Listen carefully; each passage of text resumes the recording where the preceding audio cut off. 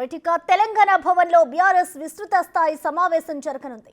Party అధ్యక్షుడు KCR bus యాత్ర route map పై చర్చించనున్నారు.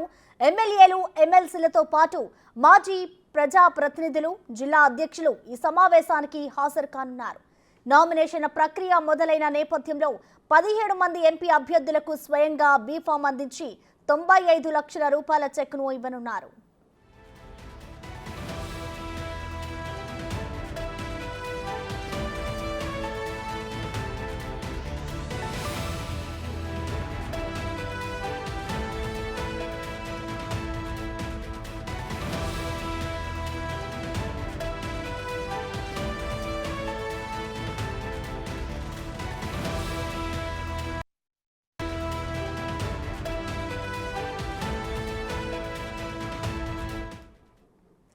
తెలంగాణ భవన్లో బీఆర్ఎస్ విస్తృత స్థాయి సమావేశం జరగనుంది. పార్టీ అధ్యక్షుడు కేసీఆర్ బస్సు యాత్ర రూట్ మ్యాప్ పై చర్చించనున్నారు.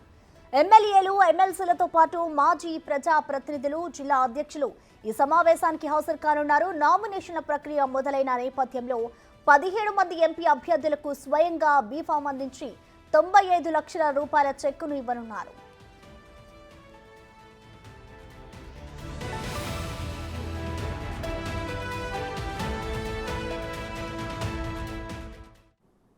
దీనికి సంబంధించిన మరింత సమాచారాన్ని మా ప్రతినిధి సైదులు లైవ్ ద్వారా అందిస్తారు. సైదులు చెప్పండి, బీఆర్ఎస్ విస్తృత స్థాయి సమావేశానికి సంబంధించిన డీటెయిల్స్ ఏంటి, అలాగే ఈ సమావేశం ఎన్ని గంటలకు ప్రారంభం కాబోతుంది? సైదులు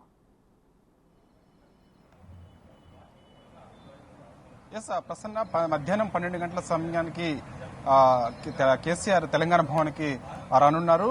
బీఆర్ఎస్ పార్టీ ఎంపీ అభ్యర్థులతో ప్రత్యేకించి భేటీ కాబోతున్నారు. వారికి లంచ్ తర్వాత బీఫామ్స్ అదేవిధంగా 95 లక్షల చెక్ను కూడా ఇవ్వబోతున్నారు కేసీఆర్.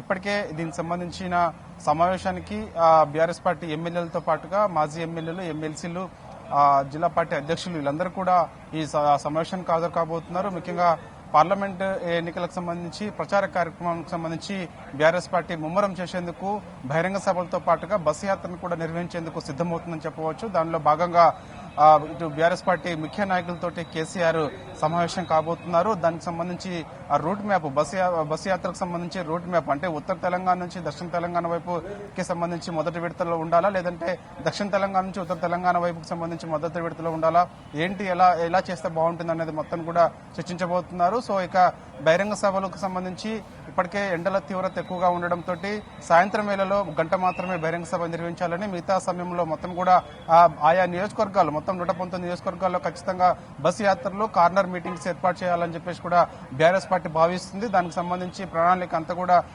మొత్తం బీఆర్ఎస్ పార్టీ రచిస్తుంది. దానిలో భాగంగానే రూట్ మ్యాప్ కూడా సిద్దం చేయబోతున్నారు. సో దానికి సంబంధించి చర్చ కూడా కాసేపట్లో జరుగుతుంది. ఇప్పటికే బీఆర్ఎస్ చెందినటువంటి ఎమ్మెల్యేలు మాజీ ఎమ్మెల్యేలు ఎమ్మెల్సీలు అందరూ కూడా తెలంగాణ భవన్కి ఒక్కొక్కరు చేరుకుంటున్నారు. మధ్యాహ్నం 12 గంటల సమయానికి కేసీఆర్ తెలంగాణకి భవన్కి రాబోతున్నారు.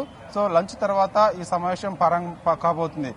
తెలంగాణ భవన్కి సంబంధించి చూశామని ఇప్పటికే వాస్తు మార్పులు చేర్పులు జరిగాయి. సో దానిలో భాగంగా మనకి నార్త్ ఫేస్ లో గేట్ ఒకటి రీసెంట్ గా కూడా ఓపెన్ చేశారు. సో దాని నుంచి కేసీఆర్ వస్తారా, లేదంటే ఇంతకుముందు ఉన్నట్టుగా విశానంలో ఉన్నటువంటి గేట్ లో ఎంటర్ అవుతారా అనేది కూడా కొంత ఉత్కంఠంగా మారింది. ఎందుకంటే ఇప్పటికే నార్త్ సైడ్ ఉన్న గేట్ అన్ని కూడా రిపేర్లు అయిపోయాయి కాబట్టి సో ఖచ్చితంగా అదే రూట్ నుంచి కేసీఆర్ తెలంగాణ భవన్లకు అడుగు పెడతారని చెప్పేసి కూడా చెబుతున్నారు. ఎందుకంటే పార్టీ ఓటమి గల కారణాలు ఇప్పటికే పార్టీ నుంచి చాలా మంది నేతలు వీడి వెళ్లిపోవడము, ఢిల్లీ లిక్కర్ స్కామ్ కవిత అరెస్ట్ కావడము, అదేవిధంగా కాళేశ్వరం మహిమ నుంచి అవినీతి, ఈ ఫోన్ ట్యాపింగ్ వ్యవహారాలు ఇవన్నీ కూడా ఓటమి తర్వాత ఒక్కొక్కటిగా బయటపడుతుండటంతో అదేవిధంగా ఎక్కువగా వాస్తుకు సంబంధించిన మార్పులు చేర్పులు చేయాలని చెప్పేసి ఇప్పటికే వేద పండితులకు సంబంధించిన సూచన మేరకు ఇటు పార్టీకి సంబంధించిన భవన్లో కూడా ఇప్పటికే చాలా మార్పులు చేయబోతున్నారు. దానిలో భాగంగానే గేటుకు సంబంధించి నార్త్ సైడ్ ఉన్న గేట్ కూడా అన్ని కూడా రిపేర్ చేశారు. ఇప్పటికే ఆ ప్రాంతంలో కూడా లక్ష్మీనరసింహస్వామికి సంబంధించిన ఒక పటాన్ని కూడా ఏర్పాటు చేశారు. సో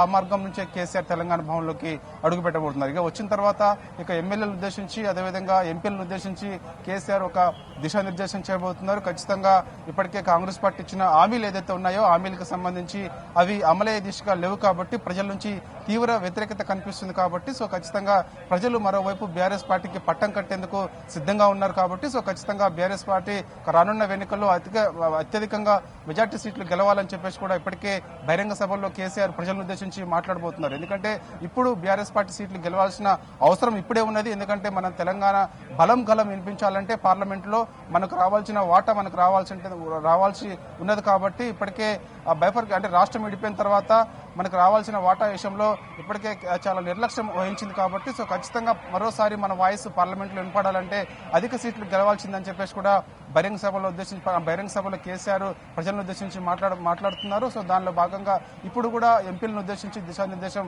చేయబోతున్నారు. ముఖ్యంగా కాంగ్రెస్ పార్టీ హామీలకు సంబంధించి ముఖ్యంగా ప్రస్తావన తీసుకొస్తున్నారు. అదేవిధంగా కాంగ్రెస్ పార్టీ ఇచ్చిన హామీలు ఏదైతే ఉన్నాయో అవన్నీ కూడా ఒక బుక్లెట్ తయారు చేశారు. ఆ బుక్లెట్ అందరిని కూడా ఇప్పుడు వీళ్ళందరికీ వచ్చినటువంటి నాయకులకు అందరికీ కూడా ఇవ్వబోతున్నారు. వీటన్నిటిని కూడా ప్రజల్లో తీసుకెళ్లాలని చెప్పేసి చర్చించాలని చెప్పేసి కూడా చెప్పబోతున్నారు. సో ఖచ్చితంగా ఏదైనప్పటికీ ఖచ్చితంగా బీఆర్ఎస్ పార్టీ ఈ ఎన్నికల్లో మాత్రం ఖచ్చితంగా అధిక సీట్లు గెలవాలని చెప్పేసి కూడా ఒక దిశానిర్దేశం అయితే చేయబోతున్నారు. సో ఇక మధ్యాహ్నం 12 గంటల సమయంలో కేసీఆర్ తెలంగాణ భవన్కు అడుగుపెట్టిన తర్వాత ఇక ఎంపీలతోటి భేటీ కాబోతున్నారు. ముఖ్యంగా ఇప్పటికే కొన్ని వార్తలు వస్తున్నాయి. ఎంపీలను ఉద్దేశించి కొందరు ఆయా ప్రాంతాల్లో కొంత ఇటు ప్రచార కార్యక్రమానికి సంబంధించి కానీ ప్రజల్లోకి వెళ్లేందుకు కొంత వాళ్ళు ఎవరైతే దూరంగా ఉంటున్నారో వాళ్ళకు కూడా కొంత హెచ్చరిక చేయబోతున్నారు కేసీఆర్. ఎందుకంటే చాలా చోట్ల బీఆర్ఎస్ పార్టీ ఓటమి చెందుతుందని చెప్పేసి కొందరు నిరుత్సాహపడుతున్నారు. సో కేడర్లో ఉత్సాహం నింపేందుకు ఎంపీ అభ్యర్థులు ఎవరైతే ఉన్నారో వారు ఉండడం లేదని చెప్పేసి కూడా అభిప్రాయం వచ్చారు. సో దానిలో భాగంగా అలా ఉండకూడదు, ఖచ్చితంగా ప్రజల్లోకి వెళ్లాల్సిందే అని చెప్పేసి ఇప్పటికే ప్రజలు బీఆర్ఎస్ పార్టీకి పట్టం కట్టేందుకు సిద్ధంగా ఉన్నారు. ఖచ్చితంగా బీఆర్ఎస్ పార్టీకి ఓటేసేందుకు కూడా సిద్ధంగా ఉన్నారు. కాబట్టి సో ఆ విధంగా కేసీఆర్ ఎంపీ అభ్యర్థులను ఉద్దేశించి దిశానిర్దేశం అయితే చేయబోతున్నారు. సో ఇక రూట్ మ్యాప్ కు సంబంధించి కూడా ఇప్పటికే చూసాం మనము.